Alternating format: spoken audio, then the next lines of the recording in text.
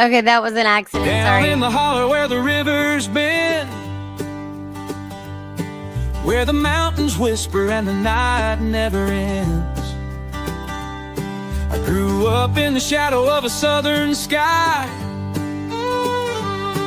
with dirt on my hands and a dream in my eye. The winds may blow and the storms may roll, but the heart of the holler's what keeps me whole. Welcome to Babina's Book Nook. Please note that any material discussed here is solely to honor and promote the author. The views and opinions expressed by the author do not necessarily reflect those of the show. Enjoy the journey. Hey, everybody. Welcome to, if you're viewing on YouTube, we are streaming live across West Virginia Wire. Formerly, handle was at Regina Connell. My name is Regina Connell.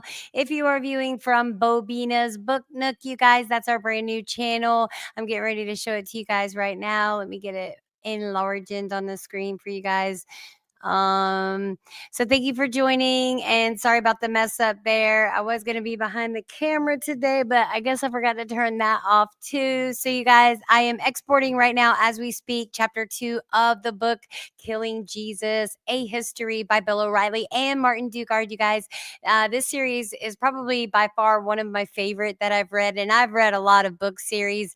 I'll list out more as we go along, but today is about Jesus, and it's one of the very first books in the Killing series that I started. I actually found it in one of the corporate spaces that we were living in while we were in process of buying this home and land. So thank you, Lord, for that. So anyway, I thought Bill O'Reilly and Martin Dugard do such a fantastic job of bringing these historical figures to life. And I do say historical because Jesus in this book is never referred to as the Messiah. This is a historical fact-based book.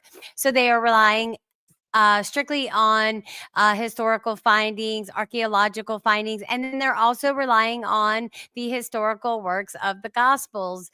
And they talk about the different points of view, POV, that the Gospels were taken from. So, you guys, normally, I don't know if I'm going to continue doing lives. We're still figuring out our channels. So, we have rebranded to West Virginia Wire.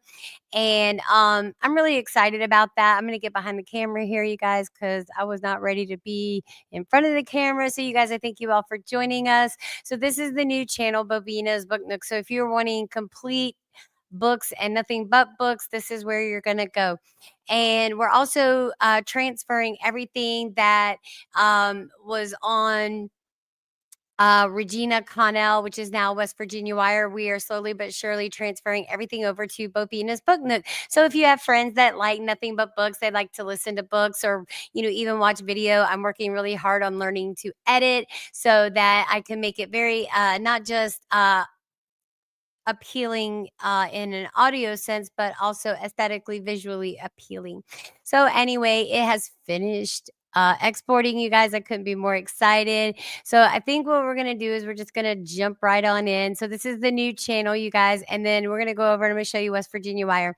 So West Virginia Wire was branded as Regina Connell. That is my name. So you guys can clearly see that with Regina Connell is in there instead of at Regina Connell. So now it's at West Virginia Wire. All right, guys. So I'm going to play a little bit of the music my husband's been making for us so that we don't get copyright issues. I'm still getting copyright issues on YouTube. I have been using some material in my B-rolls. I do specifically look for copyright-free stock stuff to use in the series of the books. And like I said at the beginning, the disclaimer is that, we only seek to honor and basically, educate, inform, tell our opinions. It's like in the disclaimer, it says in the very beginning that the views of the authors and whatever don't necessarily reflect the view of this show or myself. We'll let you know when we agree and when we disagree. All right, guys, again, thank you for watching, and let's go ahead and get into it. So I'm going to bring it up on stage here. and do a video file. Oh, I said I was going to bring y'all music. I did say that. So it's not Wednesday. I didn't mean to start off with the Watchdog Wednesday. So we're going to start off with West Virginia Wire since we are streaming live across West Virginia Wire. I know that Rusty's been busy working on different songs for different things. He's got Faithful Footsteps of the Old Testament Trail. This is a little sample of it.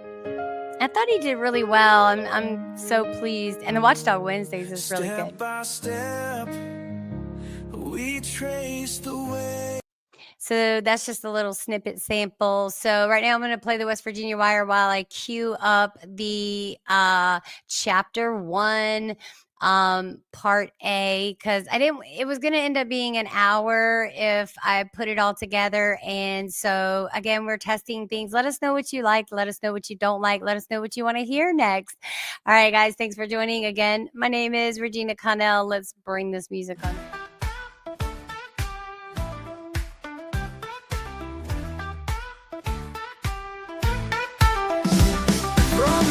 Streams to the rivers wide. Tune in, it's time to take the ride. Regina's voice, it's your guide. West Virginia's heart, it's right inside. West Virginia Wire, hear the news. Politics and stories, we're shaping you. From the capital to the county line, we're keeping it local, keeping it fine. West Virginia Wire every week. Let's talk the truth, let's hear you speak.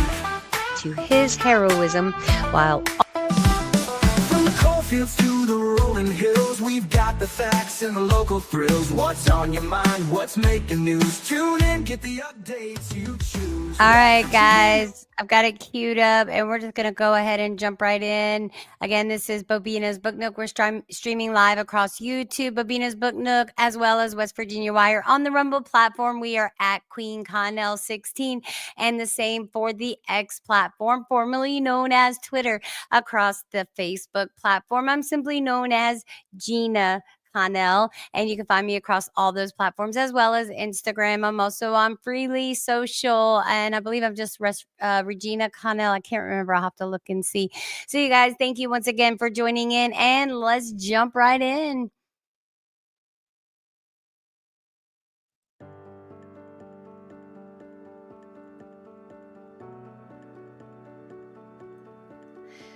Killing Jesus, A History by Bill O'Reilly and Martin Dugard. Welcome to Bobina's Book Chapter Nook. 2. Please Rome, note that any material discussed here is solely to honor and promote the author. The views and opinions expressed by the author do not necessarily reflect those of the show. Enjoy the journey. The dictator, with 1 hour to live, rides atop the shoulders of slaves. Julius Caesar sits comfortably inside his litter, dressed in his usual dapper fashion, a loose belt, a purple wool toga over a white silk tunic, and a wreath of oak leaves atop his head that attests to his heroism, while also hiding the bald spot he so despises. Lately, Caesar has developed a passion for wearing high red boots, but on this morning, his feet are clad in sandals. He is barely contemplating his upcoming meeting with the Roman Senate, for which he is already late. The thoughts most on his mind are rumors of a death, his own.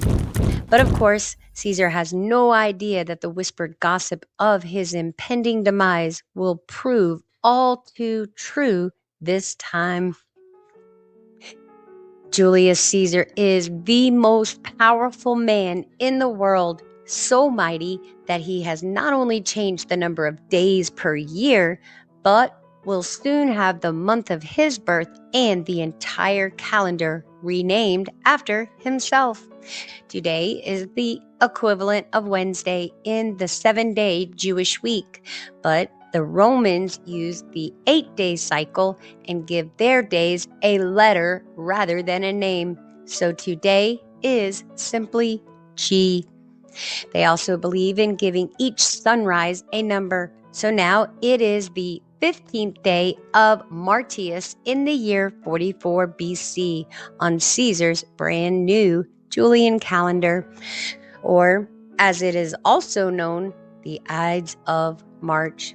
And as the great Roman orator and lawyer Cicero will soon write, the Ides changed everything.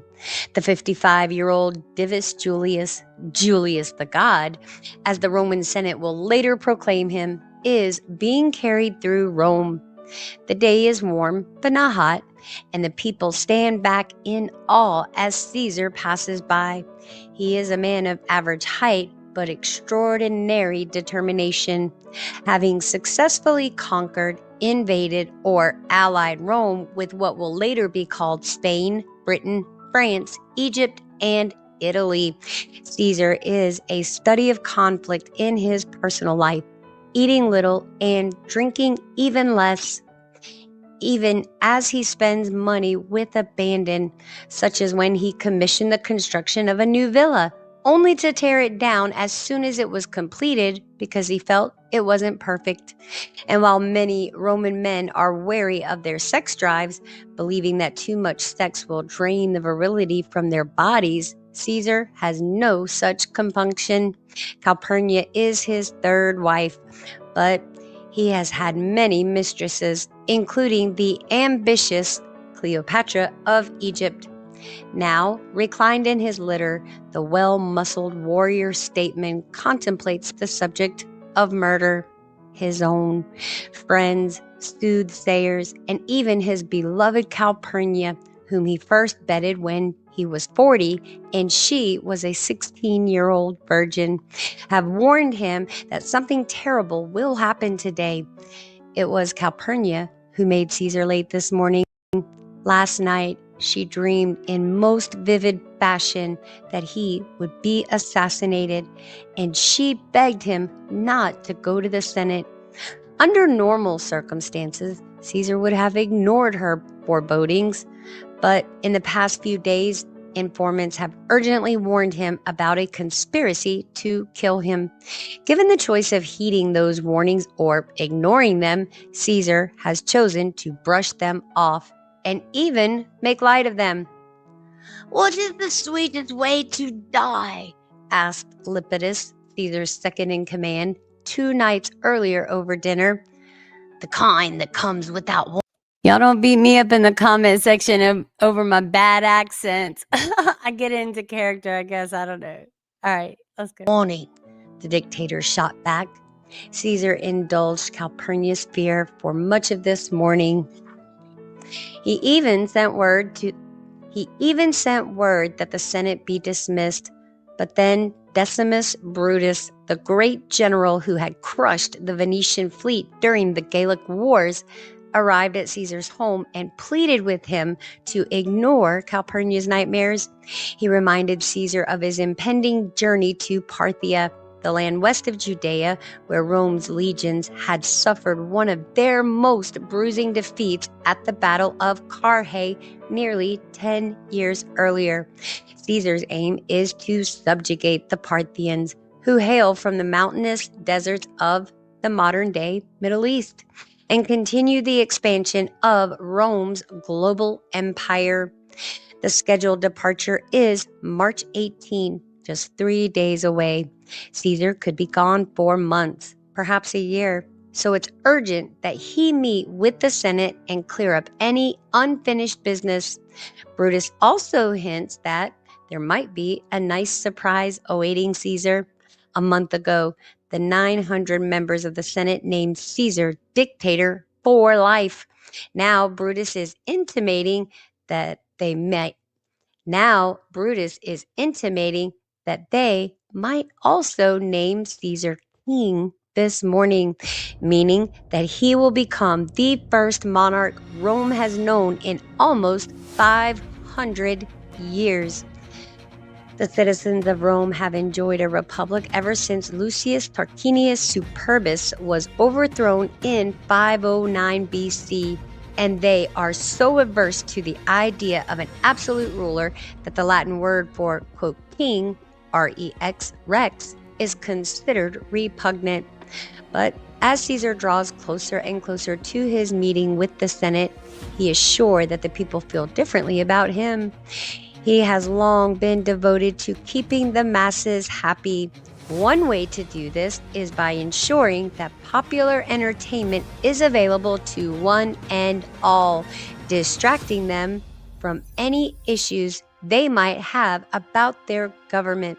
Right now, for instance, as Caesar's path to the Senate takes him from his home on the Via Sacra and out beyond the Pomerium, Rome's sacred boundary, he can hear the roar of the crowds in the theater of Pompey's grand arena as they gather to watch a blood-soaked gladiatorial battle. The theater of Pompeii was built by and named after Caesar's greatest rival. The 11-year-old column structure is made of stone and concrete, unlike the wooden theaters that have long been a staple of Roman life. It is an enormous and complex work of architecture, so monumental, in fact, that in the entire 700-year history of Rome, there has never been a larger or more elaborate entertainment venue. One half is comprised of the D-shaped amphitheater where popular entertainment such as plays and gladiatorial competitions take place. Mock battles with elephants have been staged there, as well as very real combat between lions and men. The garden area features lavish flower beds and arcades decorated with fountains and statuary, and is partially covered to allow people escape from the rain or sun. Still, another portion of this, quote, theater is the cool and quiet marble floor Great Hall, where the Roman Senate meets. Caesar could have changed the facility's title after Pompey's execution, but demeaning his rival's memory would have served no useful political purpose.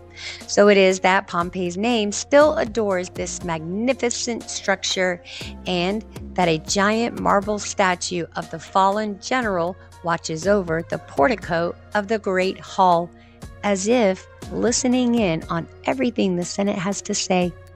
The people of Rome joyfully mob Caesar's litter as the slaves carry him toward the Campus Martius, an open plain along the Tiber River where Roman legions assembled before marching off to war. Once, to ensure his popularity with those armies, Caesar gave each soldier his own personal slave, taken from the ranks of the Gauls they had just defeated in battle. The legionaries have never forgotten that gift and continue to reciprocate by showing Caesar their unconditional support. So, unlike many rulers, Caesar is quite sure of his personal safety. He has even reassigned the 2,000 soldiers who once served as his personal guards, and is unafraid to walk freely through the streets of Rome, so that one and all can see that he is not a tyrant. "I would rather die," Caesar has noted, "than be defeated." As the journey comes to an end at Pompey's theater, Caesar spies a familiar face in the crowd.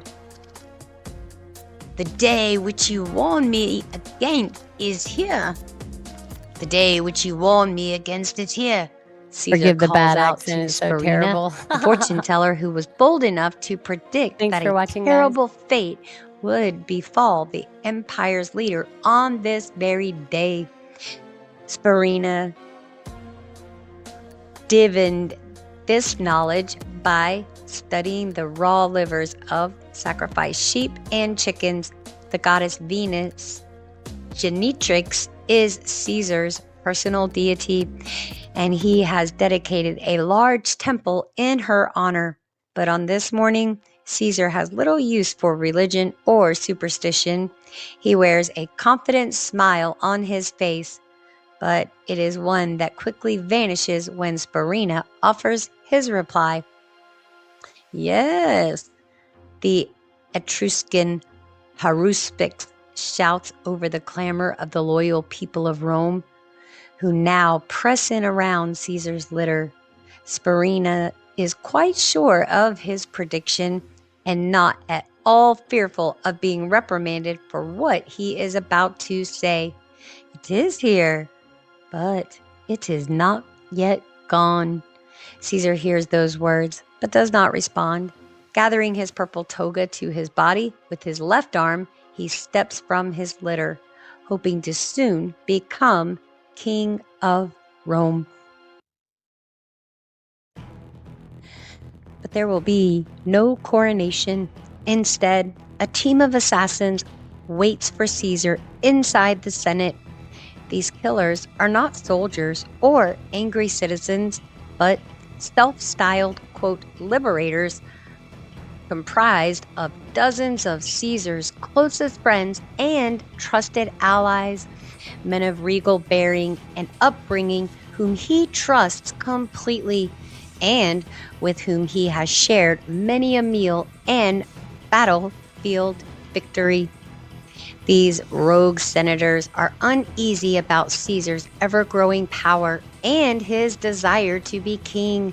Such a promotion would ensure not only Caesar's authority for life, but also that it be passed down through his will to the heir of his choice. That Caesar publicly refused a crown when his good friend Mark Antony recently tried to place one upon his head does not appease them. With these thoughts, along with nagging doubts that they might not have the guts to follow through on their assassination plan, the rebel senators have waited in their Senate seats all morning, freshly sharpened pugiones concealed beneath the thick folds of their togas. The liberators are in the minority, just 60 men among 900. And if they lose their nerve, there is every chance they will be imprisoned, executed, or exiled. Caesar is known to be a benevolent man, but he is also quick to exact revenge, such as the time he ordered the crucifixion of a band of pirates who had kidnapped him. Quote, benevolent in that instance meant executioners dragging the razor-like steel of a pugio across each pirate's windpipe before nailing him to the cross so that his death might be quicker. Some of the senators, such as general and statesman Decimus Junius Brutus Albinus, Some of the senators, such as general and statesman Decimus Junius Brutus Albinus, have fought in battle and are well acquainted with the act of killing. Brutus, as he is known, was the one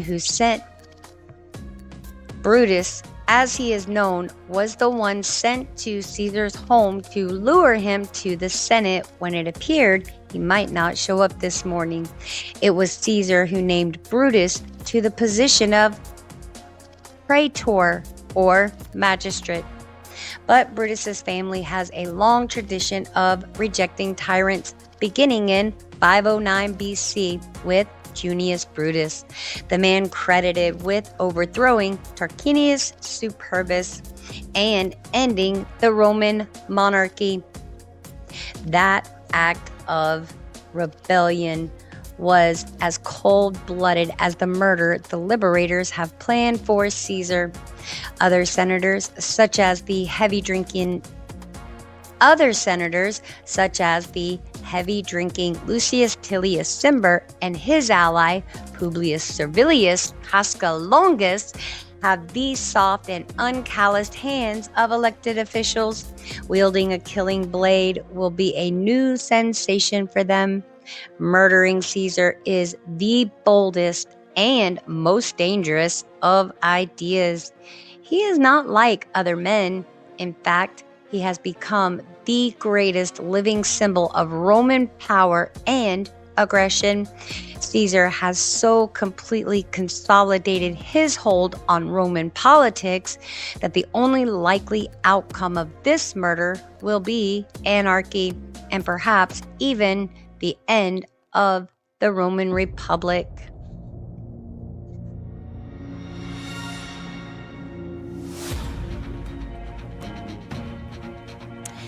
This is hardly the first time someone has wanted Julius Caesar dead.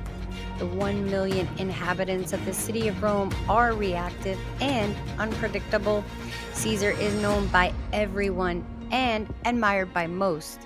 Since the age of 15, when his father suddenly died while putting on his shoes one morning, Caesar has endured one challenge after another in order to make himself a success. But each contest has made him stronger, and with each hard-won triumph, his legend and his power has grown. But in terms of sheer glory, legend, and impact, no moment will ever match the morning of January 1049 BC. Caesar is a great general now, a 50-year-old man who has spent much of the last decade in Gaul, conquering the local tribes and getting very rich in the process. It is dusk. He stands on the north side of a swollen, half-frozen river known as the Rubicon. Behind him stand the 4,000 heavily armed soldiers of the Legio 13 Gemina, a battle-hardened group that has served under him for the last 9 years. Rome is 260 miles due north. The Rubicon is the dividing line between Cisalpine Gaul and Italy, or more germane to Caesar's current situation, between freedom and treason. The population of Gaul has been devastated by Caesar's wars. Of the 4 million people who inhabited the region stretching from the Alps to the Atlantic, 1 million have been killed in battle and another million taken into slavery after capturing Wait, let me try to say this one, guys. Sorry. Uxellodonum, a town along the Dordogne River near modern-day Bayrak. Caesar cut off the heads of every man who'd fought against him. And during his epic siege of Alesia in the hills near what is now called Dijon, he surrounded the fortress with 60,000 men and 9 miles of fierce fortifications. All this could be viewed from above, from tall towers erected by Caesar's engineers, allowing the Roman archers to rain arrows down on the enemy forces. In order to break out of the besieged town, the trapped Gauls would have to find a way through this killing zone. When food began running out, the Gauls, under the legendary general, here it is, Vercingetorix, allowed their women and children to exit the city so that the Romans might feed them. Okay, you guys, I just want to let you know there's just a few minutes left. I do have the recordings laid down for part B, so stay tuned. I'm working on the editing part. I hope you guys are enjoying it. The magic eye is telling me there's quite a few people in the room. I am so thankful for you guys. We are streaming across the following platforms. We are streaming across Facebook, now known as Meta. The handle is at Gina Connell. We are also streaming across the Rumble platform. You can find me at Queen Connell 16, and the same handle applies for the X platform, formerly known as Twitter. And right now we are streaming across 2 channels, West Virginia Wire and also Bobina's Book Nook. Eventually, we're hoping to get all the books over to Bobina's Book Nook, and that's where you guys can go to find all the books. Probably run a few teasers and stuff on West Virginia Wire, but you guys hang tight because we've got some exciting things for West Virginia Wire coming up. All right, guys, let's get through this first chapter. I mean, the second chapter, I noticed the first chapter did pretty well. I'm glad you guys are enjoying it. Please leave us any and all feedback. Let us know what you think, what books you'd like to hear next. There's a whole slew of them that are going to be coming over to Bobina's Book Nook. We've got How to Win Friends and Influence People by Dale Carnegie. We've got To Kill a Mockingbird, Code Talker, and the Killing series, Jesus, Kennedy, and Lincoln. Let me think. There's more books, but I can't remember off the top of my head. But we're bringing more. I want to do A Woman Makes a Plan by Mae Musk. Pete Hegseth has a book out. Riley Gaines has a book out. Oh yeah, I forgot. Musab Hassan Youssef. Son of Hamas. And he also has a new book out called From Hamas to America. All right, guys, let's get back into this. Killing Jesus, A History by Bill O'Reilly and Martin Dugard. You guys, please, this is very highly sensitive material. I do have the ages set to 18 and above. And I thank you once again for watching, you guys. Rides atop the shoulders of slaves. Oh no. Julius Caesar sits comfortably inside his litter, Hold on, dressed guys, in I his messed up. 100 German horsemen There we go, guys. galloped Sorry. directly toward them with intent to kill. The German tactics were peculiar and terrifying. It might be repeating a little bit. I'm than sorry about wage that. battle atop their mountains. We've They got about leapt 5 from minutes their left. horses and used their short spears or battle swords to slit open the bellies of the Roman steeds, killing the animals and sending the now book-bound legions fleeing in panic. Caesar considered the attack an act of duplicity because it came during a time of truce. Quote, after having sued for peace by way of stratagem and treachery, he would later write, they had made war without provocation. In a dramatic show of force, Caesar launched a counterattack of his own, placing his disgraced cavalry at the rear of his force. He ordered the legions to trot double time the 8 miles to the German camp. This time, it was the Romans who had the element of surprise. Those Germans who stood their ground were slaughtered, while those who tried to run were hunted down by the disgraced Roman cavalry, who were bent on proving their worth once more. Some Germans made it as far as the Rhine, but then drowned while trying to swim the hundreds of yards to the other side. But Caesar didn't stop there. His men rounded up all remaining members of the German tribes and butchered them. Old men and women, wives, teenagers, children, and toddlers, yielding a killing ratio of 8 Germans for each legionary. Generally, the Roman soldiers are educated men. They can recite poetry and enjoy a good witticism. Many have wives and children of their own and could never imagine such barbarous cruelty being visited on those they love. But they are legionaries, trained and disciplined to do as they are told. So they used the steel of their blades and the sharpened tips of their spears to pierce body after body after body, ignoring the screams of terrified children and the wails and pleas for mercy. Caesar's revenge began as an act of war, but soon turned into a genocide that killed an estimated 43,000 people. And just to show the Germans living on the other side of the Rhine that his armies could go anywhere and do anything, Caesar ordered his engineers to build a bridge across that previously impregnable river. This they accomplished in just 10 days.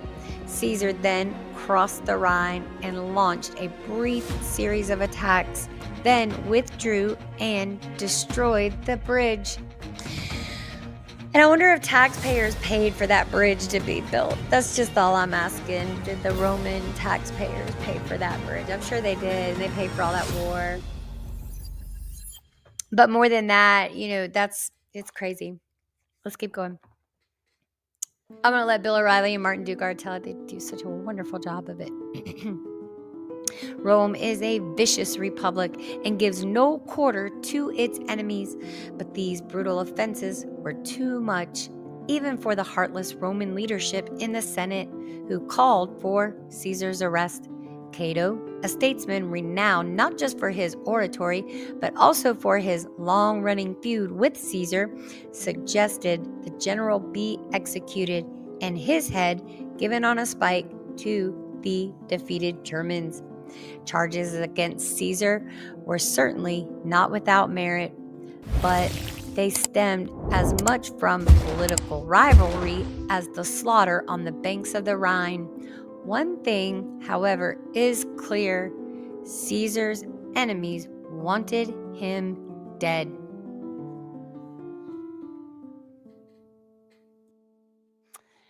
All right, guys, and that's the end of that. I hope you guys enjoyed it. Let me play my little disclaimer, and then we're going to close this live out. You guys, I'm working fervently on part B to finish out chapter 2, and that chapter will be about 30 minutes long as well. So I did want to show you guys one thing, and let me look and see, because I'm not sure if I put chapter 1 of killing Kennedy and also chapter 2 of killing Lincoln. I think it was chapter 2 we were on. I can't remember. I'm going to have to look and see at my channel. Let me look and see for right now. So, and then I'll bring it in and show you guys. So let me do a share screen real quick. So I'm behind the camera, and here we go. All right, here's my channel. Dun, dun, dun. That's West Virginia Wire. We just rebranded West Virginia Wire with Regina Connell. So on here we have... Yeah, so we only have a note to readers on all of this series. So, but if you go to Babina's Book Nook and view that channel, then you'll see that I have all the books on here. So we have chapter 1, or the prologue of killing Kennedy. I thought for sure I had chapter 1 up there already, but I guess I don't. I have the video ready though. This is weird. So we have chapter 1 of Lincoln. We have a note to reader on all of it, the prologue on every one of them. So I'm working on chapter 1, and I'm working on chapter 2 of killing Jesus right now. So if you guys want chapter 1, let me show you real quick what chapter 1 looks like. And Martin Dugard.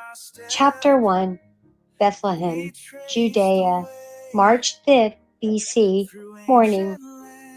The child with 36 years to live is being hunted. Heavily armed soldiers from the capital city of Jerusalem are marching to this small town, intent on finding and killing the baby boy. They are a mixed-race group of foreign mercenaries from Greece, Gaul, and Syria. The child's name, unknown to them, is Jesus.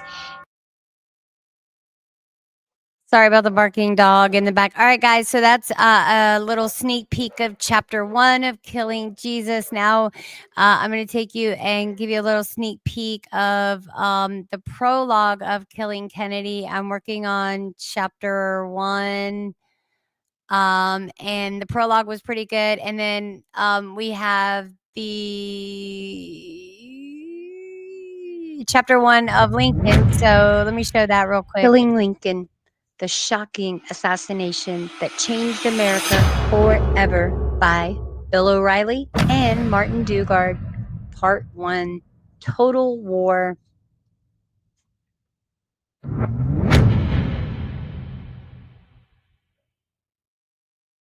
Welcome to Babina's Book Nook. Please note that any material discussed here is solely to honor and promote the author. The views and opinions expressed by the author do not necessarily reflect those of the show. Enjoy the journey.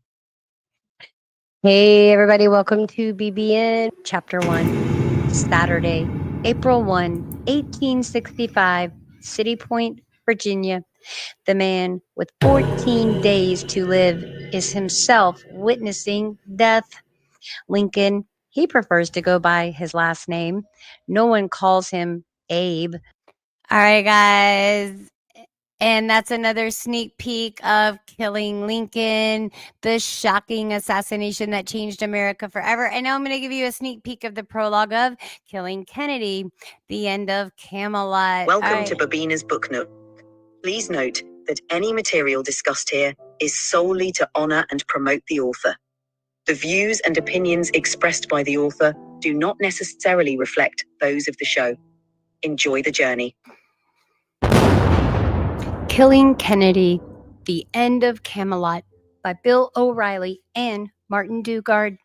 Prologue, January 20, 1961, Washington, D.C., 12:51 p.m. The man with fewer than 3 years to live has his left hand on the Bible. Chief Justice Earl Warren stands before him reciting the presidential oath of office.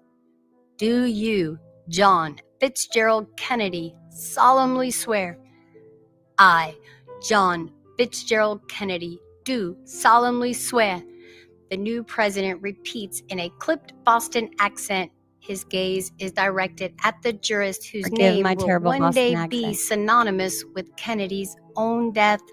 The new president, born into wealth, has a refined manner of speaking that would seem to distance him from the electorate. But he is an enthusiastic and easily likable man's man.